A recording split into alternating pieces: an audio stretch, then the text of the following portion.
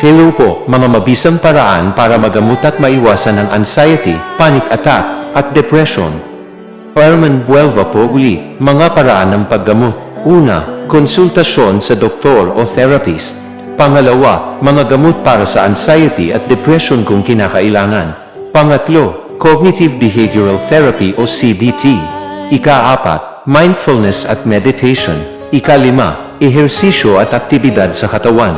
Ika-anim, pagtulog ng sapat. Ika-pito, pagkain ng balanseng pagkain. Mga paraan ng pag-iwas. Una, pagkilala sa mga trigger. Pangalawa, pagplano ng mga hakbang sa pag-iwas.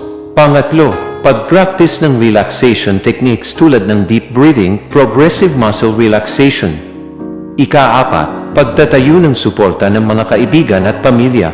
Ika-lima, pagpapanatili ng positibong pag-iisip. Ika-anim, pagpapababa ng stress. Ika-pito, pagtanggap ng mga limitasyon, mga hakbang sa panahon ng panic attack. Una, humanap ng ligtas na lugar.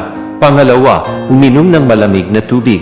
Pangatlo, gawin ang deep breathing exercises. Ika-apat, gawin ang progressive muscle relaxation. Ika-lima, tumawag sa isang kaibigan o pamilya. Ika-anim, maghanap ng propesyonal na tulong.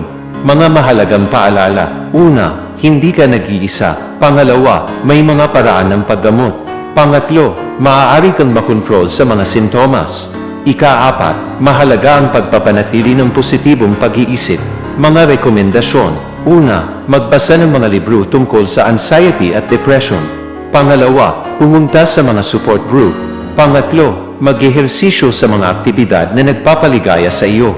Ika-apat, mag-practice ng gratitude journaling. Ika-lima, magkaroon ng mga hobby. Ingat po palagi. God bless po.